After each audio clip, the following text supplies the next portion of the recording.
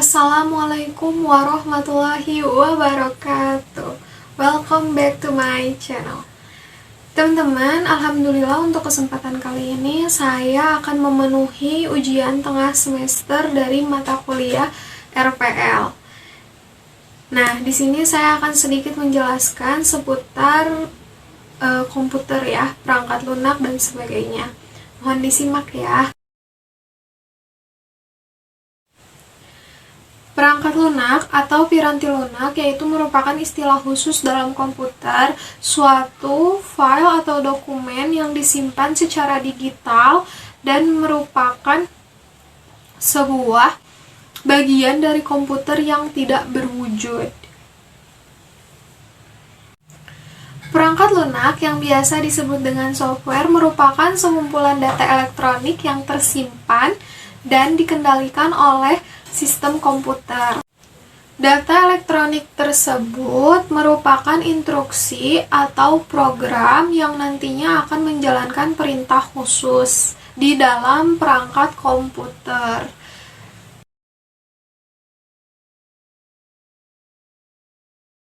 Pertama ialah perangkat lunak berbayar, di mana kalian harus lakukan pembayaran dulu terlebih dahulu.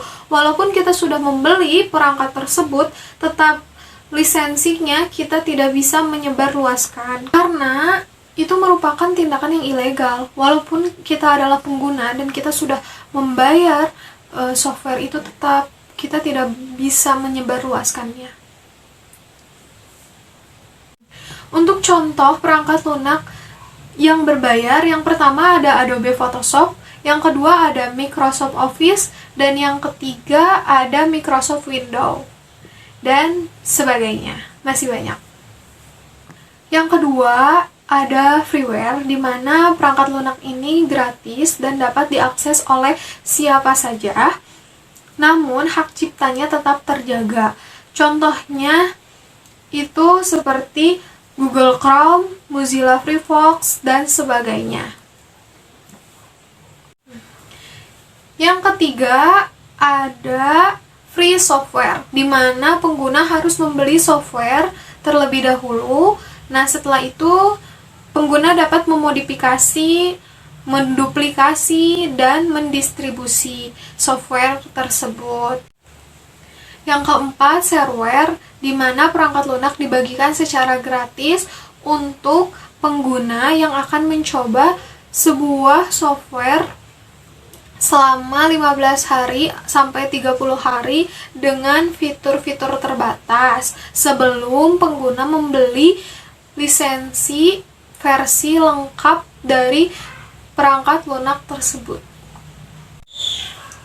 Yang kelima ada malware, di mana perangkat lunak ini disebut sebagai perangkat lunak perusak. Kenapa? Karena tujuannya untuk menyusup bahkan merusak sistem jaringan komputer. Contoh dari malware yang pertama ada aplikasi spyware, di mana aplikasi ini adalah aplikasi pengintai di dalam sistem komputer, dan yang kedua ada adware, di mana aplikasi ini sebuah iklan yang tidak jujur. Yang ketiga ada virus komputer, di mana virus ini akan merusak sistem jaringan komputer. Dan banyak lagi yang lainnya yang tujuannya untuk merusak sistem jaringan komputer. Yang keenam ada open source software, di mana perangkat lunak ini bersifat terbuka sehingga kode yang dari sumbernya dapat dipelajari, dimodifikasi, ditingkatkan, dan disebarluaskan secara gratis.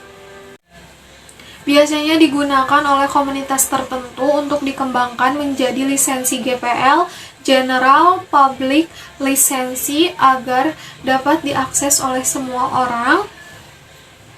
Contoh dari perangkat lunak ini ialah Linux yang setara dengan Microsoft Windows.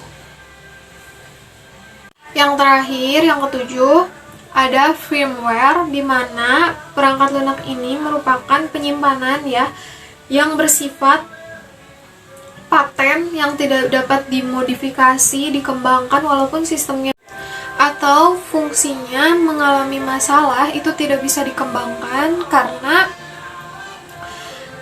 perangkat lunaknya paten gitu, nggak bisa dimodifikasi, nggak bisa dikembangkan seperti itu. Biasanya perangkat lunak ini menyatu dengan perangkat keras sehingga dianggap bukan perangkat lunak seutuhnya. Aktivitas manajemen proyek adalah sebuah disiplin ilmu yang berfokus pada perancangan, pengelolaan, dan perorganisasian untuk mencapai tujuan tertentu. Contoh dari aktivitas manajemen proyek ada dua. Yang pertama, proyek konstruksi, dan yang kedua, proyek manufaktur. Proyek konstruksi meliputi pembangunan gedung, pembuatan jembatan, pembangunan pabrik, dan yang lainnya. Proyek manufaktur merupakan kegiatan yang menciptakan sebuah produk atau jasa yang dimulai dari perancangan hingga produksi.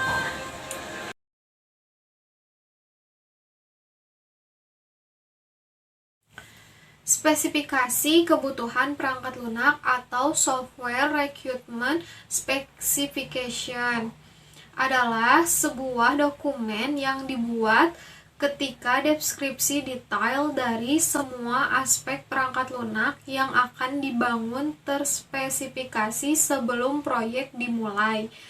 Terkadang kebutuhan penggunaan dan sistem diintegrasi ke dalam satu deskripsi. Terdapat beberapa contohnya sistem operasi untuk mesin server. Beberapa di antaranya seperti Sun Solaris, Microsoft Windows, Server, FreeBSD, varian sistem operasi, Linux untuk server, misalnya Caldera, Debian, Mandreka, Red Hat, dan masih banyak lagi, serta sistem operasi khusus server lainnya.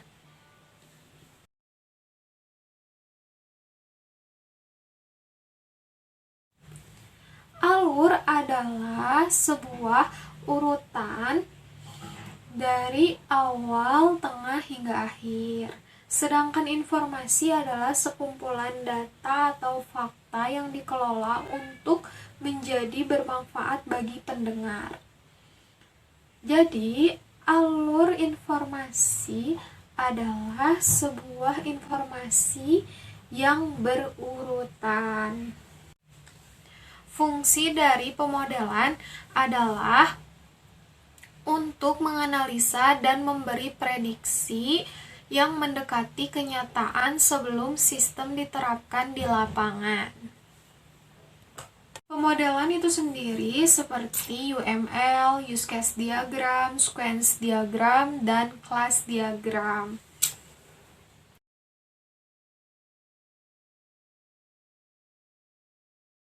Desain adalah untuk membuat rangkaian untuk sebuah tampilan yang dapat dipahami oleh user atau pengguna.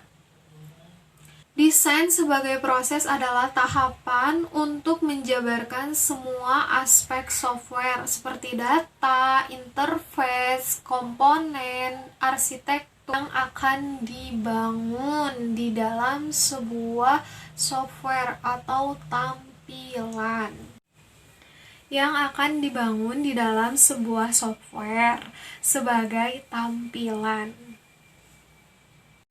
Contoh dari model desain ada desain pattern, di mana desain pattern ini merupakan sekumpulan best practice yang didokumentasikan. Nah, contoh dari desain pattern sendiri yaitu data access object. Ya, mohon maaf bila ada kata-kata yang salah. Wassalamualaikum warahmatullahi wabarakatuh.